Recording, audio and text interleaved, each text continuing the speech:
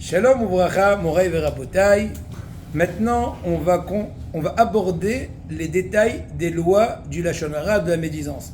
Dans les 16 cours précédents, on a étudié ensemble, on s'est délecté, ou plutôt on a pris les choses un peu plus au sérieux, comprendre des 31 interdictions, dit 17 négatives et 14 positives, qu'on risquerait d'enfreindre, soit dans la même foule, soit en tout cas à différentes occasions, par la Lashon Hara, la médisance, le colportage et toute autre situation ressemblante.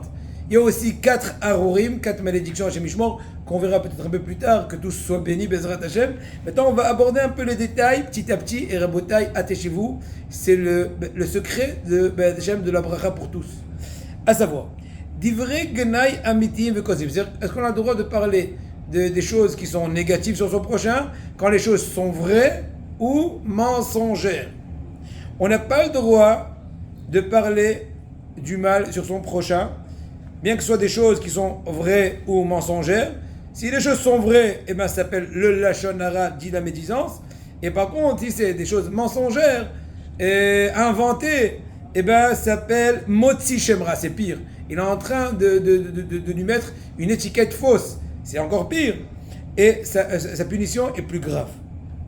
C'est bien de savoir à Botaï, de mettre en évidence que parler du mal sur autrui, bien que quand les choses sont vraies, ça s'appelle la Lashon Hara. Les gens en général, malheureusement, aujourd'hui, les gens ils ont toujours la fausse réaction de dire « Mais je n'ai rien dit, je n'ai pas menti, j'ai dit la vérité, j'ai juste dit qu'il était paresseux. » Oui, effectivement, même des évidences sont interdites, étant donné que le fruit de cette parole va causer un dégât, un tsahar, du mal, va le dégrader, sans aucune raison, sans aucune bonne raison de pouvoir rattraper la mise.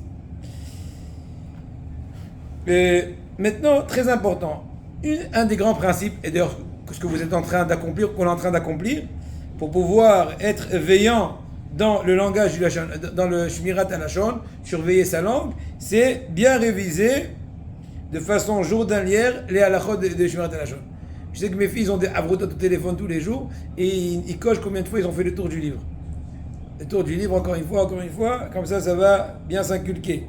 Un shohet, celui qui fait l'abattage rituel, il lui incombe de réviser de façon régulière les lois de la shechita afin, de ne pas, avec un petit détail, faire tréfa à Hashem Yishmor.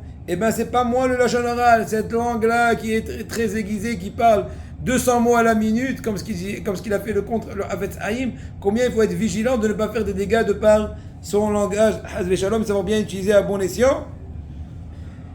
Plusieurs me disent dans les cours Rav, et je vais vous dire ça à l'avance, je sais que vous le direz d'ici quelques cours, mais c'est pas grave, on va plus parler. Ça y est, on va faire Tanit Zibour, pas que dans Shomavim, toute l'année.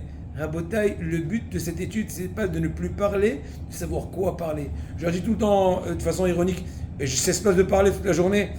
C'est pas bon, je fais aussi peut-être des erreurs, sûrement. Mais en tout cas, c'est pas pour autant que je me sens, quand je dis la Torah, c'est bien, parle-moi la Lashon Hara, tu auras plus de temps d'étudier la Torah.